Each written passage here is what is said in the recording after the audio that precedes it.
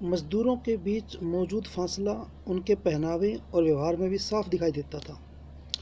यद्यपि कुछ मजदूरों ने बेरोजगारी या आर्थिक संकट के समय एक दूसरे की मदद करने के लिए संगठन बना लिए थे, लेकिन ऐसे संगठन बहुत कम थे। यहाँ आप चित्र नंबर 6 में देख सकते हैं कि क्रांति पूर्व रूस में एक डॉर्मेट्री में बने बंकर में सोते मजदूर वे पालियों में बारी बारी से सोते थे और परिवार को साथ नहीं रख सकते थे। इन विभेदों के बावजूद जब किसी को नौकरी से निकाल दिया जाता था या उन्हें मालिकों से कोई शिकायत होती थी तो मजदूर एकजुट होकर हड़ताल भी कर देते थे। 1896-97 के बीच कपड़ा उद्योग में, ये ध्यान रखना आपने, बहुत इंपॉर्टेंट ईयर है ये, 1896-97 के बीच कपड़ा उद्योग में और 1902 में धातु उद्योग में ऐसी हड़तालें काफ़ी बड़ी संख्या में आयोजित की गई। देहात की ज़्यादातर ज़मीन पर किसान खेती करते थे, लेकिन विशाल संपत्तियों पर सामंतों, राजशाही और ऑर्थोडॉक्स चर्च का कब्जा था। मजदूरों की तरह किसान भी बटे हुए थे। किसान बहुत धार्मिक स्वभाव के थे।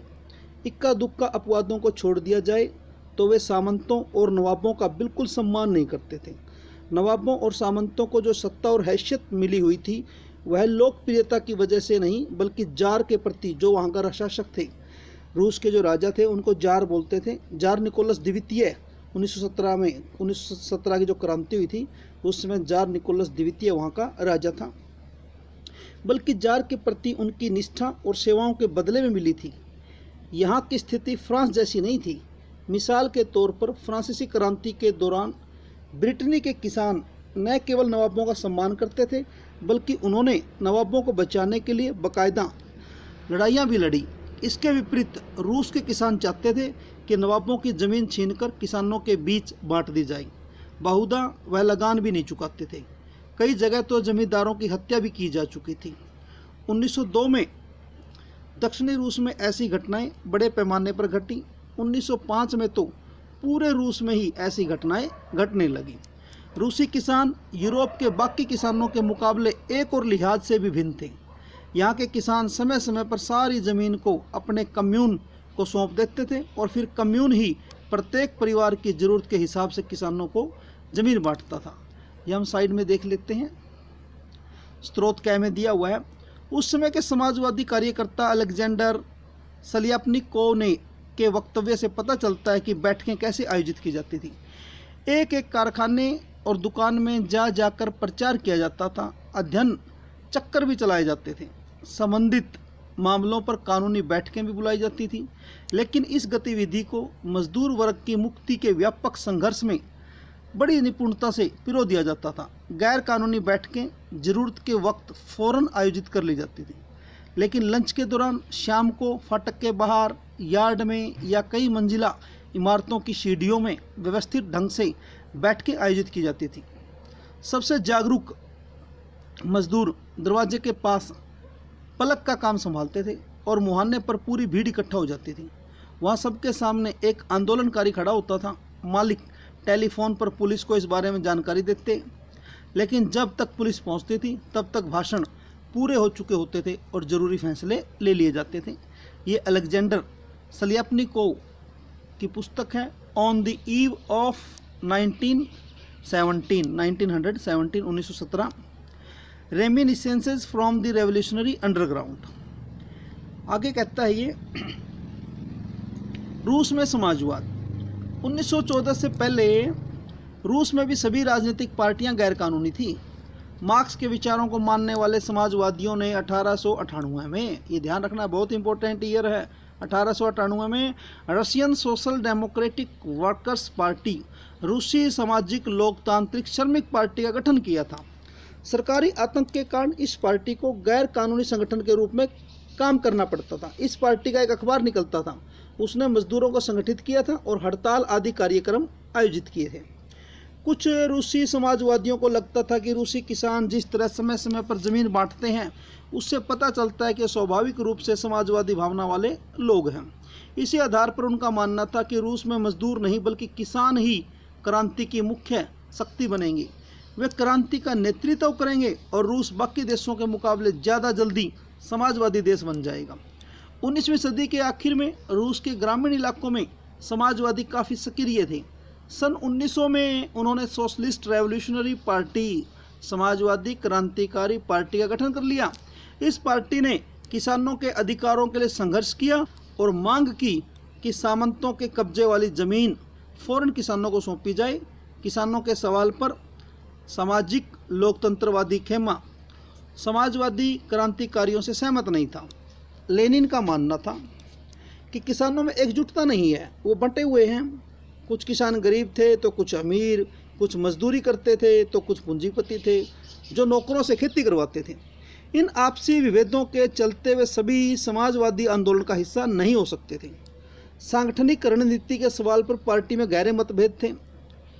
व्लादिमीर लेनिन बोल्शेविक खेमे के जो मुखिया थे सोचते थे कि जार, जो वहाँ का शासक थे रूस के, शासित रूस जैसे दमनकारी समाज में पार्टी अत्यंत अनुशासित होनी चाहिए और अपने सदस्यों की संख्या व सतर पर उसका पूर्ण नियंत्रण होना चाहिए। दूसरा खेमा था मेनशेविक। बोल्शेविक का मतलब जिसकी बहुसंख्यक, जिसकी संख्या ज़्यादा है उसको बोलेंगे बोल्शेविक। मेनशेविक जिसकी संख्या कम है। मानना था कि पार्टी में सभी को सदस्यता दी जानी चाहिए। उथल पुथल का समय है 1905 की क्रांति। रूस एक निरंकुश राजशाही था। अन्य यूरोपीय शासकों के विपरीत 20वीं सदी की शुरुआत में भी जार राष्ट्रीय संसद के अधीन नहीं था। उदारवादियों ने स्थिति को खत्म करने के लिए बड़े पैमाने पर मुहिम चलाई। 1905 की क्रांति के दौरान उन्होंने संविधान की रचना के लिए सोशल डेमोक्रेट और समाजवादी क्रांतिकारियों को साथ लेकर किसानों और मजदूरों के बीच काफ़ी काम किया।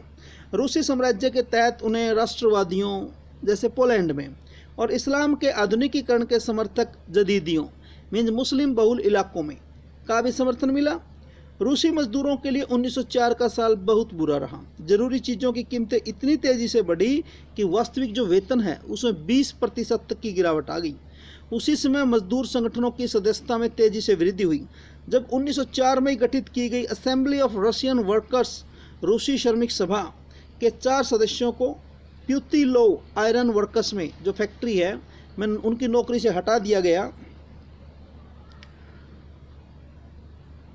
तो मजदूरों ने आंदोलन छेड़ने का ऐलान कर दिया। अगले कुछ दिनों के भीतर जो सेंट पीटर्सबर्ग के 1,10,000 से ज़्यादा मजदूर काम के घंटे घटाकर 8 घंटे किए जाने, वेतन में वृद्धि और कार्य स्थितियों में सुधार की मांग करते हुए हड़ताल पर चले गए। इसी दौरान जब पादरी गैपोन के नेतृत्व में मजदूरों का एक जुलूस, एक समूह विंटर पैलेस जो राजा का महल था, जार निकोलस द्वितीय का महल था, के सामने पहुंचा तो पुलिस और कोसेक्स ने मजदूरों पर हमला बोल दिया। इस घटना में 100 से ज़्यादा मजदूर मारे गए और लगभग 300 घायल हुए। इतिहास में इस घटना को खूनी रविवार के नाम से याद किया जाता है। वेरी इंपॉर्टेंट है ये। 1905 की क्रांति की शुरुआत इसी घटना से हुई थी। सारे देश में हड़तालें होने लगी। जब नागरिक स्वतंत्रता के अभाव का विरोध करते हुए विद्यार्थी अपनी कक्षाओं का बहिष्कार करने लगे तो विश्वविद्यालय भी बंद कर दिए गए। वकीलों, डॉक्टरों, इंजीनियरों और अन्य मध्यवर्गीय कामगारों ने संविधान सभा के गठन की मांग करते हुए यूनियन ऑफ यूनियंस की स्थापना कर दी। तो यहाँ पर नए शब्द भी है, निरंकुश राजशाही, राजा का बिना रोक टोक शासन, उसे बोलेंगे हम निरंकुश राजशाही। जदीदी, रूसी साम्राज्य में सक्रिय मुस्लिम सुधारवादी लोगों को बोलते थे जदीदी।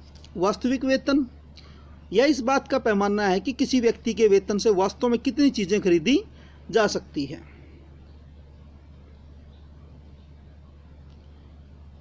आगे कहते हैं 1905 की क्रांति के दौरान जार ने एक निर्वाचित परामर्शदाता संसद, या जिसका नाम यहाँ दिया गया है ड्यूमा, के गठन पर अपनी सहमति दे दी। ड्यूमा के गठन पर अपनी सहमति दे दी।